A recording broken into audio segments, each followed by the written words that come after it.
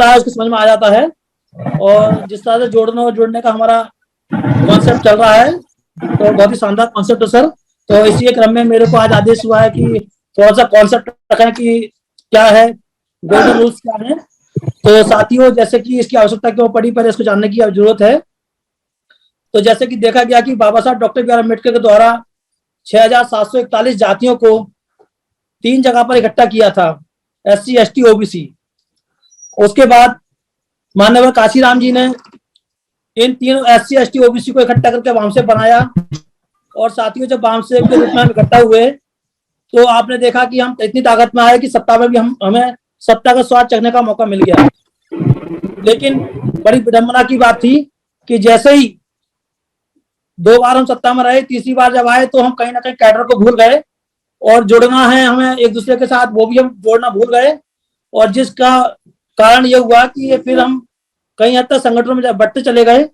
और संगठनों को बढ़ते बढ़ते हालात ये हुआ कि हम 29 लाख संगठनों में बट गए। और 29 लाख संगठनों में बढ़ गए, जिसमें 4 लाख संगठन एक्टिव हैं। और जिसका रिजल्ट ये हुआ साथियों कि हम सत्ता से फिर वंचित हो गए।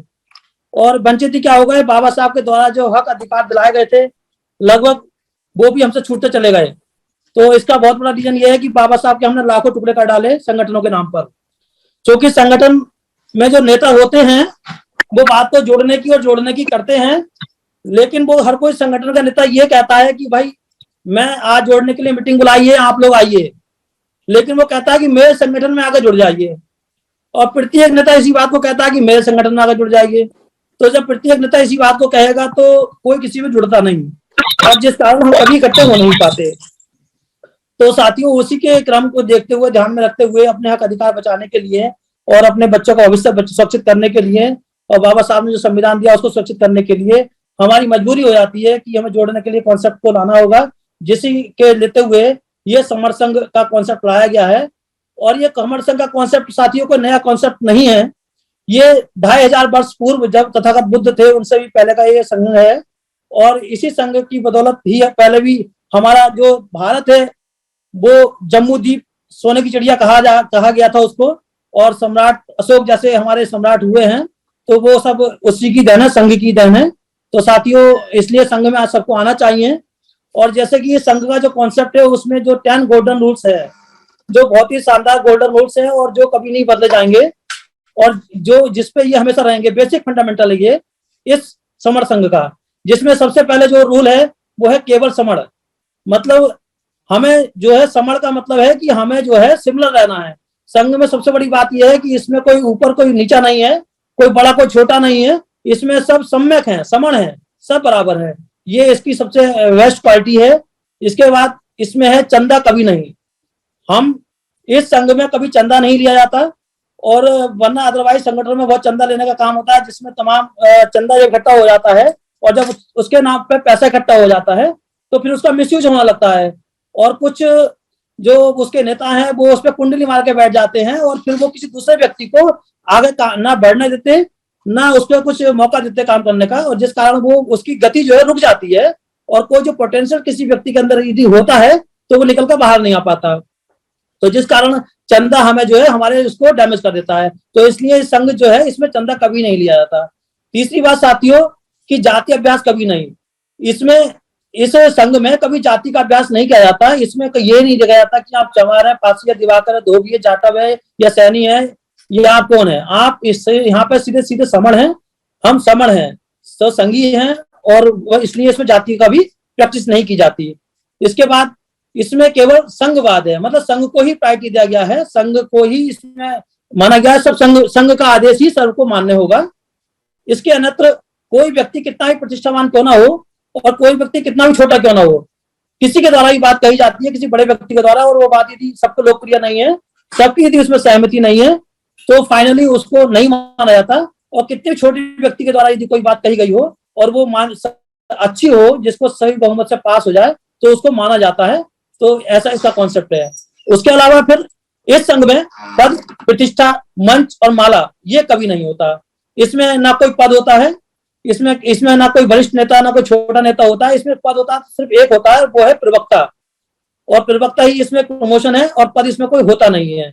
और प्रतिष्ठा इसमें ऐसा कुछ नहीं होता कि जैसे कि अगर 100 लोग कहीं मीटिंग में आए तो उसमें 10 लोगों को हम उसमें मंच पे बैठा रहे हैं, बाकी को नीचे बैठा रहे हैं। तो साथियों इसमें ऐसा कतई नहीं होता। इसमें हम सभी को एक समान रखते हैं। अगर कुर्सी पे बैठेंगे तो सभी कुर्सी पे बैठेंगे, और जमीन पे बैठेंगे तो सभी जमीन पे बैठेंगे। तो इसलिए सबको एक बराबर प्रतिष्ठा इसमें दी जाती है। इसके साथ यहाँ पर मंच पे कोई बनता नहीं, और माला किसी को पहनाई नहीं जाती। इसमें हर किसी को बराबर की इंपॉर्टेंस दी जाती है, सबको बराबर का सम्मान दिया जाता है। कोई ऊंचा या कोई नीचा इसमें नहीं होता। क्योंकि अक्सर देखा गया है संगठनों में क्या होता है, एक राष्ट्रीय नेता होता है, वो घोषणा कर देता है कि ऐसे वहां मीटिंग में आना है। सब वहां पहुंचते हैं तो उसमें 10-15 लोगों को माला पहना दी जाती है। भाई बाकी लोगों को क्या गलती है? वो लोग भी मीटिंग में जाते हैं, वो भी अपना समय खराब करके आते हैं, वह भी पैसा खर्च करके आते हैं। तो माला पड़े तो सबके पढ़नी चाहिए। तो इसलिए इसमें जो है वो एक समानता स्थापित नहीं होती, और कहीं ना कहीं पक्षपात और ऊंच नीच दिखाई देती है। इसलिए इसमें माला भी नहीं का प्रयोग नहीं करते। इसके अलावा साथियों इसमें है पंजीकरण कभी नहीं। आपने देखा होगा अक्सर हमारे तमाम संगठन ऐसे, तमाम समाज के संगठन बन गए, उन्होंने अपना रजिस्ट्रेशन करा लिया, रजिस्ट्रेशन करा खाता खुलवा लिया, और उसमें वो अपने उस पर बैठ गए, और उसमें जो टीम बना ली उन्होंने शुरुआत में, बस वही टीम लास्ट तक काम करती रहती है। और वो जब तक काम करती है जब तक वो उसका निर्माण ना हो जाए, जब तक वही उसमें रहते हैं, और उससे नीचे चाहे कितना भी स्मार्ट आदमी आ जाए उसको वो आगे आने नहीं देते, बल्कि उसको और शिथिल कर देते हैं, जिससे कि दूसरा व्यक्ति इसमें हस्तक्षेप ना करे। तो इसलिए इसको देखते हुए इसमें पंजीकरण भी नहीं होता। और पंजीकरण इसमें इसलिए भी नहीं होता साथियों क्योंकि ये संघ है, सारे संगठन, सारा सिस्टम, सारी जनता इसके अंदर आती है, इसके अंदर निहित है, और तो इसलिए ये सर्वोपरि है, इसका आदेश सबको मानना होता है, इसलिए इसका रजिस्ट्रेशन साथियों नहीं है। दूसरी बात, संघ देश सबसे ऊपर। संघ में जो डिसाइड हो जाता है, जैसे कि आपको पता है कि संघ में कुछ प्लानिंग्स होती हैं, कुछ योजनाओं पर डिस्कस होता है, उसके लिए हाउस लगता है। जैसे कि भारत में संसद है, उसमें हमारे पार्लियामेंट मेंबर सब चुनकर जाते हैं, और वह अपने अपने क्षेत्र का प्रस्ताव रखते हैं, और सब अपना प्रस्ताव अपना रखते हैं, और उसमें जिसका भी प्रस्ताव मान्य होता है, अच्छा होता है, स्वीकार करने योग्य होता है, उसकी बात को वहां माना जाता है। क्योंकि इसमें जैसे हाउस लगता है तो उसमें सभापति बनाया जाता है, और वो उसी दिन के लिए ही होता है मात्र। और जब हमारा कोई साथी प्रस्ताव रखता है और वो अच्छा प्रस्ताव होता है तो वो उसको सर्वसहमति से पास कर लिया जाता है, और सब पास हो जाता है तो वो संघ आदेश हो जाता है। और जो संघ का आदेश हो जाता है तो वो ऐसा आदेश हो जाता है, चाहे वो फिर किसी को, चाहे वो 20% लोगों को मानने हैं और 70% लोगों को ना मानने हैं, लेकिन संघ ने यदि आदेश कर दिया कि वो ठीक है तो वो सभी को मानने होगा। मतलब संघ आदेश सबसे ऊपर रहेगा। इसके अलावा साथियों संघ राजनीति में कभी नहीं जाता। हमारा जो संघ है वो राजनीति में कभी नहीं जाता, वो राजनीति की बात नहीं करता, वो समर संघ की बात करता है, वो सबकी बात करता है। क्योंकि राजनीति की एक प्रवृत्ति है। राजनीति की जो प्रवृत्ति है वो है साम दाम दंड भेद। इसमें जो है चारों चीजों का जो प्रयोग करता है वो राजनीति होती है, क्योंकि राजनीति में इन चारों चीजों का प्रयोग करना पड़ता ही पड़ता है यदि राजनीति करनी है उसको।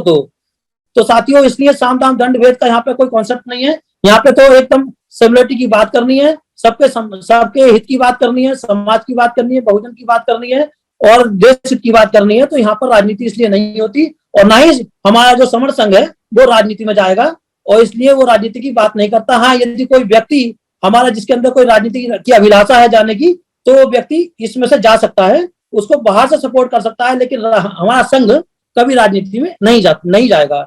इसके अलावा साथियों एक और है इसमें कि संघ हाथ की वापसी कभी नहीं। जो हमारे कोई अगर साथी हमारे जो संघ की जो प्रस्तावना है, जो गोल्डन रूल्स है, या जो इसका एक मैसेज है, उसको उसके विपरीत यदि काम करता है तो ऐसा करना उसका संघात की श्रेणी में आता है। जो हमारे संघ के विपरीत काम करेगा तो ऐसे व्यक्ति को फिर वो संघात की श्रेणी में आता है, और फिर उसकी वापसी संघ में नहीं होती।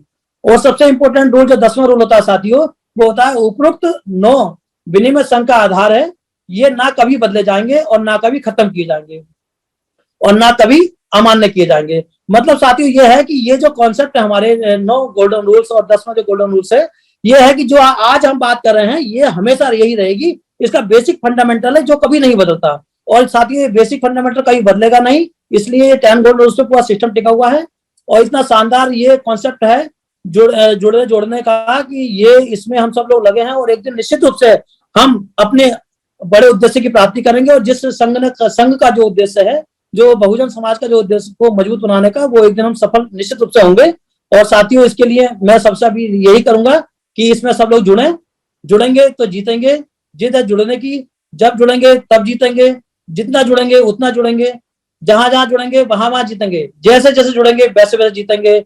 जो जुड़े हैं वही जीते हैं। अभी जुड़ेंगे अभी जीतेंगे, 100 साल बाद जुड़ेंगे 100 साल बाद जीतेंगे। पहले भी जीते थे अब भी जीते हैं, जुड़ो और जीतो। इसी के साथ सभी साथियों को मैं धन्यवाद आभार प्रकट करता हूं, आपने मेरी वक्तव्य को सुना और मुझे मौका दिया।